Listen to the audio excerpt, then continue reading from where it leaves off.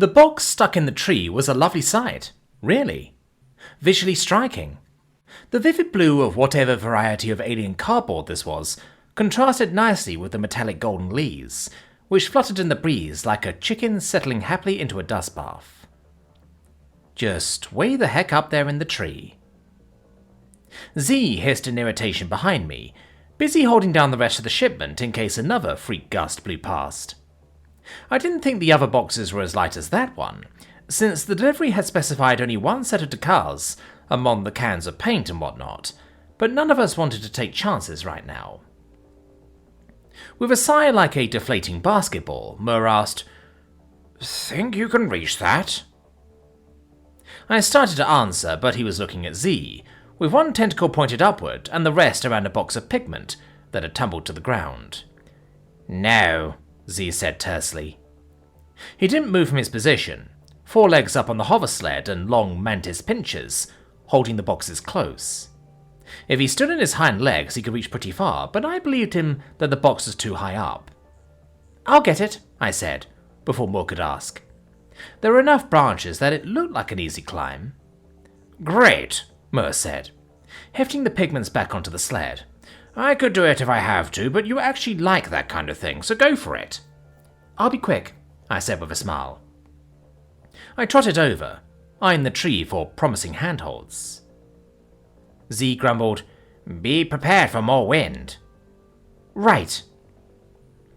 I got a solid grasp on a low branch and hoisted myself up, taking care to place my feet close to the trunk and to test each branch before trusting my weight to it. A couple of the branches were dry and creaky, so I avoided those. The rest were fine, and I was up among the golden leaves in no time. It really was pretty up there. The box waited like a square blue egg in the nest made of precious metals. I grabbed it with one arm hooked around a branch for safety, checked it for dents. None. Phew. Then started back down. The rustle of leaves gave me a split second of warning before the second wind gust hit. I clamped my free hand onto a branch and huddled against the trunk, box clutched tight, while the leaves flailed like the pom-pom of a cheerleader who was late for work. My legs were free of the foliage, but I closed my eyes and ducked my head to keep my face from getting lashed. Then the branch beneath me broke, and I was falling with no other branches below. I forgot about the box, eyes wide and limbs scrambling. The oncoming ground was smooth. The broken branch had stayed behind. I was thankfully falling feet first. I hit the ground and rolled, going on reflex and practice that I hadn't needed for years.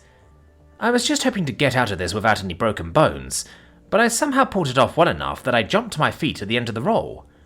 "Phew!" I exclaimed, all adrenaline. That was exciting. I shook my arms out and dusted myself off, wondering what bruises would show up as my nerves settled. "Good save," Mur called, sounding more than a little relieved. "I thought you were about to break every one of those bones of yours." "Thankfully no," I said, looking around for the box. Various eggs were starting to filter in, but nothing serious. "I am amazed," Z declared, "that a species so long and narrow responds to falling by curling up in a ball, and that it actually helps."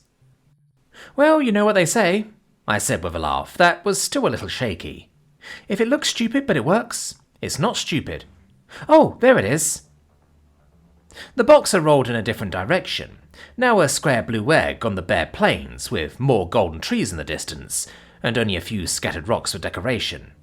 "I'll get it." I only made it a few steps before a smaller gust slapped me sideways and sent the box rolling merrily away. I gritted my teeth and kept my balance until the wind passed, then I sprinted after the thing. It was bound to be in less than perfect shape by now. Hopefully the client wouldn't register a complaint about our delivery service, though to be fair, the wind hazard wasn't listed on the description for this drop-off spot. I'd almost caught up to the box when I stepped on a rock that betrayed me by tipping my foot at a bad angle. I was falling again, and this time I went down hard. Skid, tumble, stare at the sky, and wonder how I'd ended up on my back. Lots of places hurt now. "Are you okay?" asked Mur's voice from surprisingly close.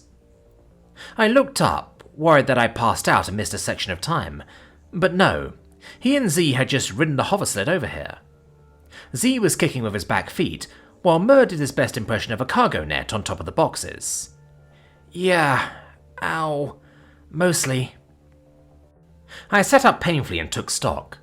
Palms not quite bleeding, many bruises and scrapes, but oh, that ankle was going to be a problem. At least I'd landed near the box. I leaned over and swatted it toward the sled, then regretted that, when a lance of pain from my ankle made me hiss like Z. He scooped up the box and gave me a look. Did you just survive a fall from a shuttle height without any injuries, only to hurt yourself by tripping on flat ground? I sighed. There was a rock. Mur asked, You fell down because you stepped on a rock? I only have 2 legs, I exclaimed, gesturing at them. This may be a surprise to you guys, but when one stops working, the other can't do much on its own, especially at speed. Ow. Inefficient species design, Z said. And no exoskeleton. Look at those abrasions. He scolded, but he rotated the hover sled, so he was near enough to stick out a leg and help me up. He and Mur were still holding tight to the boxes. I appreciated both of those things. With a little awkwardness and a few bumps of my fresh bruises, I made it onto the sled next to the pile. There was just enough space. I can help hold things, I said, as I got comfortable-ish. Ow. You sure? Mur asked. Yeah, I should be able to sit like this. Ouch. Or not. Man, I'd love to take my shoe off, but that's just one more thing that I don't want to lose to the wind. Yes, then you'd have to touch the ground with bare skin, Mur said dryly. How terrible.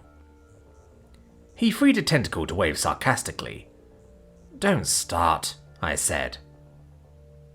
Z pushed the sled forward. Woe is you, he told me. Soft and squishy despite the impressive ability to roll an impact. Sometimes. Mur scooted over and left me 2 boxes to hold. We'll call ahead to the ship after we make the delivery, he said. X-King can have the medbay ready for you. I sighed and leaned over to hug the boxes. Just tell them I fell out of a tree.